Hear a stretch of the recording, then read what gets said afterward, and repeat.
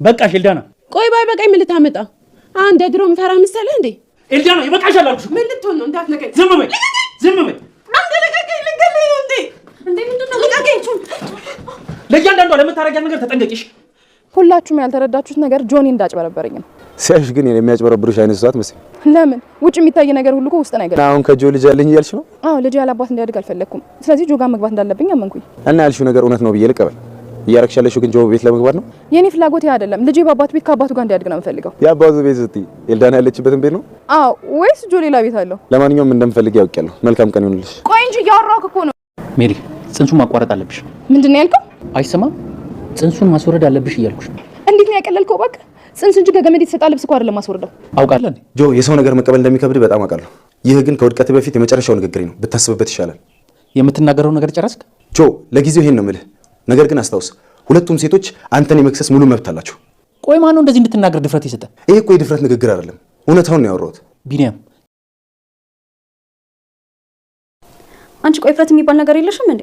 አንቺ እኮ ሰራተኛ ነሽ እንዴ? መናገር መብት የለሽም። አንቺ ስለኔ ሰራተኛነት አይመለከትሽም። እኔ ግን ስለዚህ ቤት ይመለከተኛል። ብራት በይብኝ። አንቺ ሴት አይገባሽም እንዴ? እዚህ ቤት አትምጪ። ለምንድን ነው የማልመጣው? ይሄ እኮ የልጅ አባት ቤት ነው። ታያት የሉ እቺማ የሆነ ችግር አለባት። የምን አባሽ ችግር ነው ያለብኝ? አንቺ ችግርሽን በደንብ ታውቂዋለሽ። ለምለም አንቺ ግቢኝ አውራታለሁ። አረ ኤሉ ቆይ ልክ ልክ አልንገራት እንጂ።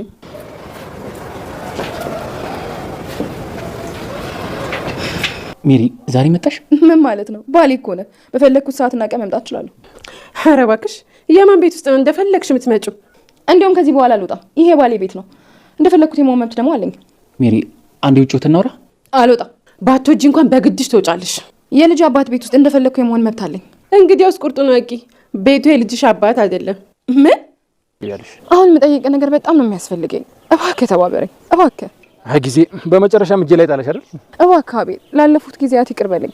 እኔ አንቺ ማይጠፋሽኝ የሆነ ያሰብሽው ተንኮልም አለ ወይ ደግሞ ያልተሳካልሽ ነገር ደስ የሚለው ነገር እንደሆነ ነገርሽ። መቼም ቢሆን ስለጆ ምንም ነገር ነገርሽ አልችልም። መልካም ቀን ይሁንልሽ።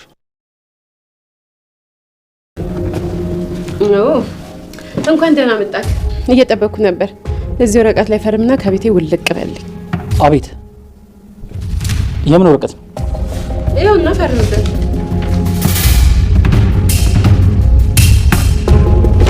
እንዳትነካው እንዳትነካው። ልቀቂኝ ኤልዳ።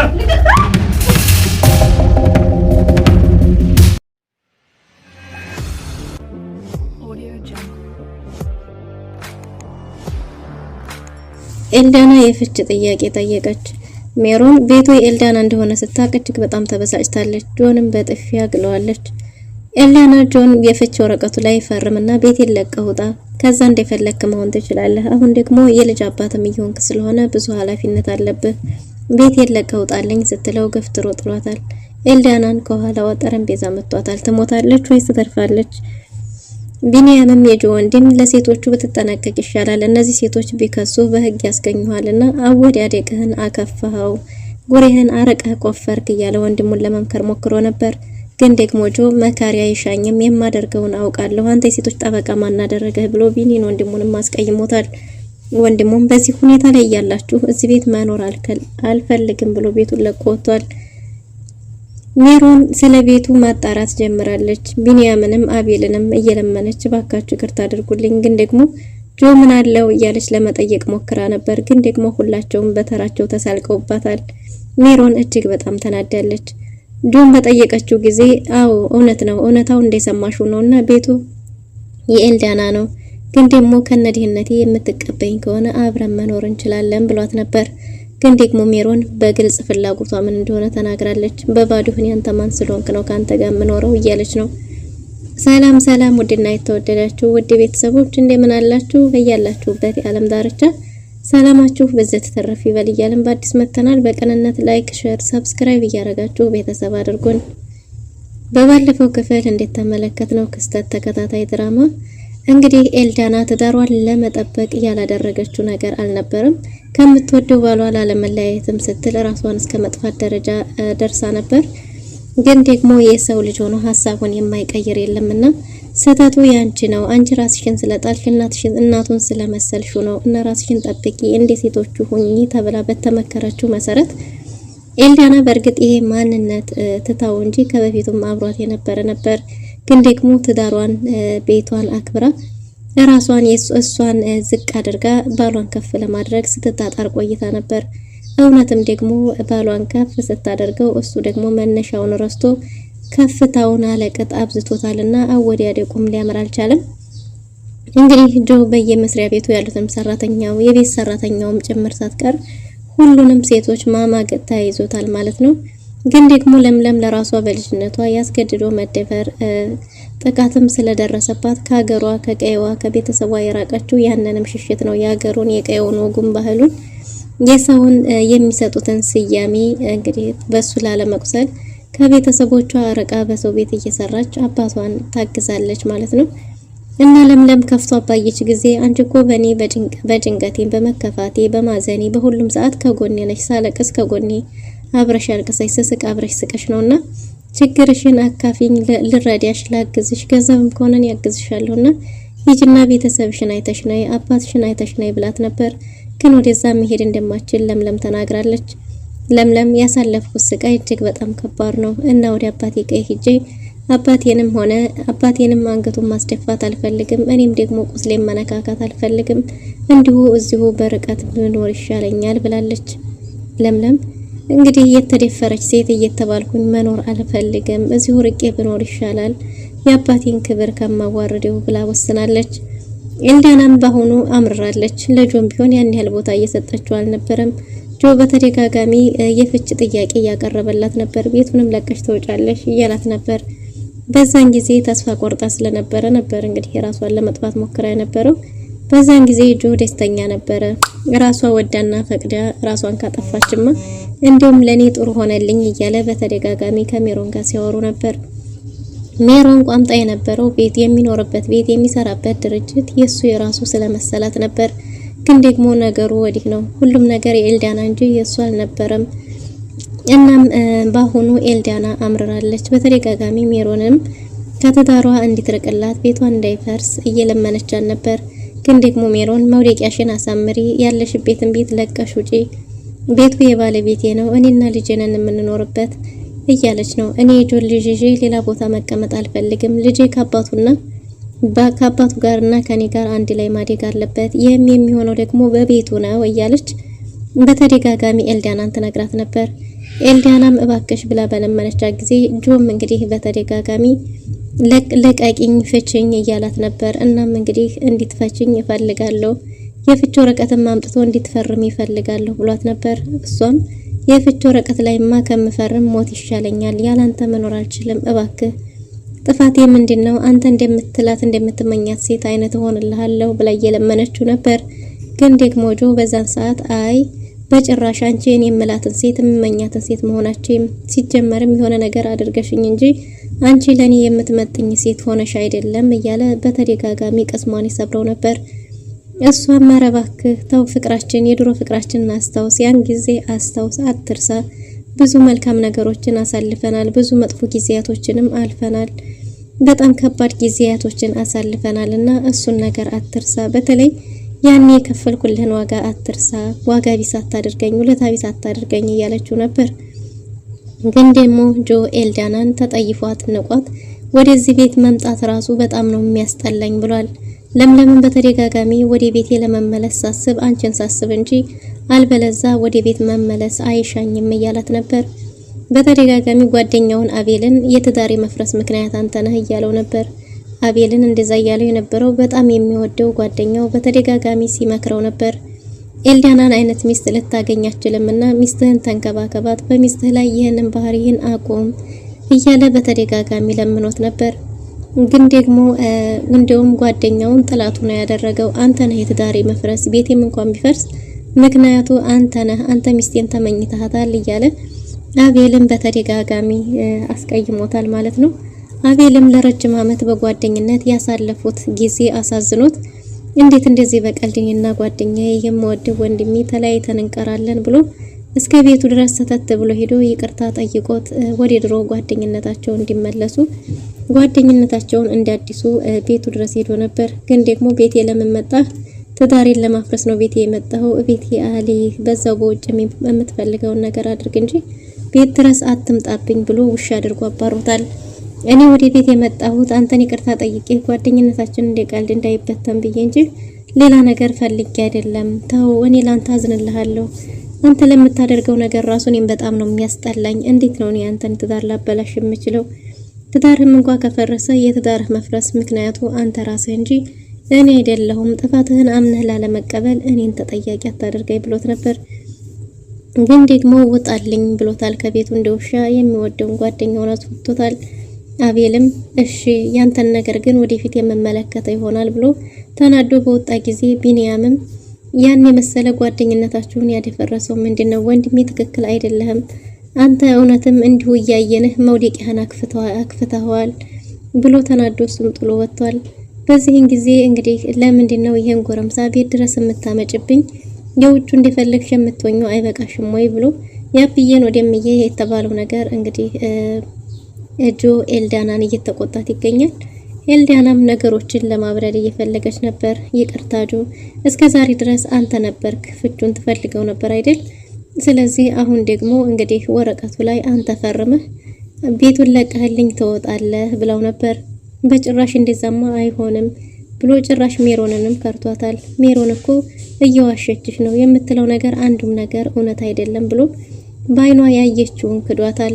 ሜሮን የእርግዝና ውጤቱን ነበር ቤት ድረስ ተታርጋ ይዛ መጣ ለኤልዳና የሰጠቻት እና ኤልዳናም እንግዲህ የልጅ አባት መሆኑን ካረጋገጠች በኋላ ምንም ችግር የለም፣ አንተ አሁን ብዙ ኃላፊነት ይኖርብሃል፣ ግዴታ የኔ ሆነ አለልህም፣ የልጅ አባትም ልትሆን ነው ብለው ነበር። ግን ደግሞ ሜሮን ውሸቷን እንጂ እውነቷም እንኳን ልጅ አርግዛ ቢሆን ልጁ የሱ እንዳልሆነ ካሁኑ መካድ ጀምሯል ማለት ነው። ግን ደግሞ ኤልዳና በጭራሽ ለኔ ብለህ ልጅህን እንድትክድ አልፈልግም። ከዚህ በኋላ ይሄን ትዳር ለመጠበቅ ብዬን ምንም የምከፍለው ዋጋ የለም። እስከዛሬ የከፈልኩት ዋጋ ይበቃልና አሁን ደግሞ በተራህ አንተ ቤቱን ለቀህ እንድትወጣልኝ ይፈልጋለሁ ብለዋለች። ቤቱ የኔ ነው እያለ ነበር። ሜሮን እስከ ቤት ድረስ ማንም በሌለበት ስተት ብላ መታ ቁጭ ብላለች። በዚህን ጊዜ ለምለም አንቺ እንደው ሌላው ቢቀር ለራስሽ ክብር የለሽም እንዴ? እንዴት ሰው ቤት ድረስ መተሽ በዲፍረት ትቀመጫለሽ ብላት ነበር። አንቺ አይመለከትሽም፣ የሰው ቤት ሰራተኛ ነሽ። ሰራተኛ እስከሆንሽ ድረስ ስለ ቤቱም አይመለከትሽም። በዛ ላይም ደግሞ ስለ ክብርም አንቺ አታቂም አይመጥ ብላት ነበር። ግን ደግሞ እንግዲህ ለምለም ቤቱን ለቀሽ ውጪ፣ እኔ ስለዚህ ቤት ይመለከተኛል፣ እንደ አንቺ አይደለሁም፣ ክብር የሚባል ነገር አለኝ፣ በክብሬ አልቀልድም እያለቻት ነበር። ሜሮንም የምን ክብር ነው የምትይው? ምን ክብር አለሽ? ነገ ጧት ተጠቅመው አውጥተው እንደቃይ ጥሉሻል፣ የምን ማሽቃበጥ ነው እያለቻት ነበር። ድንገት እንግዲህ ኤልዳና መታለች ማለት ነው። ኤልዳናም በተደጋጋሚ ወደ ቤቴ አትምጭ ብዬሽ ነበር ባለቻት ጊዜ ይሄ ቤት የባሌ ቤት ስለሆነ ማንም አይጠይቀኝም፣ እንደፈለኩ መምጣት እችላለሁ፣ መውጣትም ካለብሽ እንጂ እኔ አይደለሁም ብላ በዲፍረስ ስትናገር አዳምጠናል። እናም እንግዲህ ሜሮን እሷ እንዳለችው ቢሆን እንዳሰበችው ቤቱ የጆ ቢሆን ሁሉንም ማስወጥታ ጆን ለበቀል እንጂ የእውነት ጆንም ለትዳር ፈልጋው እንዳልሆነ ግልጽ ነው። እንግዲህ ኤልዳናም እየሳቀችባት በተራዋ ትገኛለች። አሁን ቤት የለቀሽ ውጪ እያለቻት ነው። ለምለምን ብድግ ብላ ይች እኮ ጤነኛ አይደለችም፣ ጤነኛ ብትሆን አንዴ በተነገረችው ትሰማ ነበር፣ ጤነኛ ስላልሆነች ነው የሰው ቤት እየመጣች የምታፈጠው እያለች ነው። እናም እንግዲህ ኤልዳና በቃ አንቺ ወደ ውስጥ ግቢን ያናግራታለሁ እያለች ሳለ እኔማ ልክ ልኳን ሳልነግራት አልሄድም ስትል ድንገት ጆ መጥቷል። ጆ በመጣበት ጊዜ ቤቱን ክፍሉን ለቃላቸው ወደ ክችን ገብታለች ለምለም። ጆም እንዴት ትመጫለሽ ቢላትም እንዴ በማንኛውም ሰዓት የመምጣት መብት አለኝ እኮ፣ ይሄ እኮ የልጅ አባት የባሌ ቤት ነው፣ ማንም አይመለከተው ብላለች። የምን ቤት ነው? እንደፈለግሽ መሆን የምችው በራሱ ላይ ብቻ በውጭ ነው እንጂ በማን ቤት ነው እንደፈለግሽ የምትወኘው? ይሄ ቤት እኮ የኔ ኤልዳና እንጂ የሱ ቤት አይደለም፣ እርምሽን አውጪ፣ ይሄ ቤት የጆ አይደለም ብላታለች። ሜሮን እጅግ በጣም ደንግጣለች። ምን እያለች ነው? ጆም ደግሞ እንግዲህ ባክሽ አንዴ ወደ ውጭ ወጥተናውራ ቢላትም በጭራሽ የትም አልወጣም ከዚህ ቤት ብላ ነበር። እንግዲህ አንተ ራስህ እሷን የሚዘህልኝ ወጣ፣ አንተን ቤት የለቀህ ወጣ በተባለ ጊዜ ጆ ምርጫ ስለሌለው ለምለምን ምን እያልሽ ነው? እሷ እኮ ውሸቷን ነው፣ የኛን ትዳር ለማፍረስ ነው እያለ ሜሮንንም ክዷታል ማለት ነው። ግን ደግሞ ለምለም እሱ እኔን አይመለከተኝም፣ የልጅ አባት ነህ፣ ልጅህን መንከባከብ ይኖርብሃል፣ ግን ደግሞ ቤት የለቀህ ወጣ ብላው ነበር። አልጨረስንም፣ እንነጋገራለን ብሎ ቤቱን ለቆ ወጥቷል። ቢኒያም ሜሮንን ለማግኘት እንግዲህ ወጥቶ አግቷት ነበር። ሜሮንን ያልሽው ነገር እውነት ነው ወይ? የእውነት ከጆ ጋር ግንኙነት አላችሁ ወይ? እርግዝናሽስ የእውነት ነው ወይ? የእውነት ልጅ በሆድሽ አለ የጆ ልጅ ሲላት አዎ ባሌ ነው እያለች ነበር። እና ያን ወረቀት ለምንድን ነው ለኤልዳና መስጠት የፈለግሽው? አንዲት ባለትዳር ሴት በባሏ በሷ ላይ ሲማገጥ ምን ይሰማታል ብለሽ አስበሽ ነው ያን ወረቀት ለኤልዳና መስጠት ምን አስፈለገ ባላት ጊዜ እሷም እንግዲህ እኔም እኮ ያልገባችሁ ነገር እኔም ተጠቂ ነኝ፣ እኔም እኮ ተጭበርብር ያለው በጆ እያለች ነው። እና ቢኒያምም ግን የፈለግሽው ምንድነው? እዛ ቤት መግባት ፈልገሽ ነው ሲላት፣ አዎ አላማዬ እሱ ባይሆንም ግን ደግሞ ልጄ ያላባት ማደግ የለበትምና ከልጄ ጋር እዛ ቤት መግባት ይኖርብናል ብላለች። ቢኒያም ምን ለማለት እንደፈለገች ስለገባው ስቆባታል። እና አሁን የጆን ልጅ ይዘሻል በሆድሽ፣ በዛ ላይ ደግሞ አይ ለነገሩ አሁን ምን እንደፈለግሽ ገብቶኛል ብሏታል። ይህንን ሲላት እንግዲህ ስለ ቤቱ ለማጣራት ፈልጋ ነበር። ቢኒያምም በሰላማዊ ብሎ መልካም እድል ብሎ ጥሏት ሄዷል። በዚህን ሰዓት ሜሮን እጅግ በጣም ተናዳለች። የሰው ልብ አንጠልጥሎ ወዴት መሄድ ነው እያለች እየጮኸች ነው። ቢኒያምም ጥሏት ሄዷል። ጆ ጋር ተገናኝተውም እየተባለ ያለው ነገር እውነት ነው ወይ ብለው ነበር።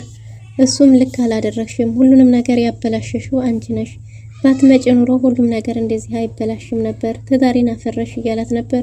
ያንተ ትዳር መፍረስ ደንታ የሚሰጠኝ ይመስልሃል? ትዳር እንዳለህ የገባ አሁን ነው እንዴ? ግን ደግሞ አንድ ነገር እንድትነግረኝ እፈልጋለሁ። እውነት ነው ያ ቤት ያንተ አይደለም ብትለውም አዎ እንግዲህ እውነቱ እንደሰማሽ ነው፣ ያ ቤት የኔ ቤት አይደለም የኤልዳና ነው ብሏታል። ይሄ እናንተ ተመሳጥራችሁ በእኔ ላይ ድራማ እየተጫወታችሁብኝ ቢሆንስ እያለች ነበር። ድራማ ምናምን የሚባል ነገር የለም፣ ሁሉም ነገር እውነት ነው። ቤቱ የኤልዳና ነው። ደግሞ አንቺ የእውነት እርጉዝ ከሆንሽ ብሏታል። የእውነት እርጉዝ ከሆንሽ ራሱ ልጁን እኔ አላምንም፣ ልጁ የማን ሊሆን እንደሚችል የምታውቂው አንቺና አንቺ ብቻ ነሽ እያለ ነው። ሜሮንም እንዴት እንደዚህ ትለኛለህ ብላ በጥፊ መታዋለች።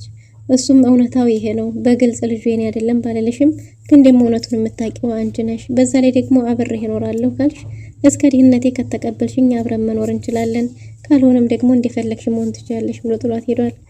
በሌላ በኩል ሜሮን ሁላቸውንም ማሳደድ ጀምራለች። አቤልንም አጊታው እባክህ ይቅርታ አድርግልኝ ብላ ስለ ቤቱ ማጣራት ጀምራለች። ስለ ጆ አንዳንድ ነገር ንገረኝ ብላ ጠይቀው ነበር። አቤልም ራሱን ጆን ብትጠይቂው ይሻላል፣ ከኔ ከአቤል ምንም ነገር አታገኝም፣ በዛ ላይ ደግሞ ጊዜ እጄ ላይ እንዲህ እንደሚጥልሽ እርግጠኛ ነበርኩ፣ አይ ጊዜ ብሎ እሱም ጥሏት ሄዷል። ሜሮን ሁሉም ሰው በንቄት እየጣላት እየሄደ ነው። ቢኒያም በዚህ ቤት ውስጥ እናንተ በዚህ ሁኔታ ላይ እያላችሁ መኖር አልፈልግም ብሎ ወንድሙንም አንዳንድ ምክር ቢጤ ለግሶት ጥሎ ወጥቷል።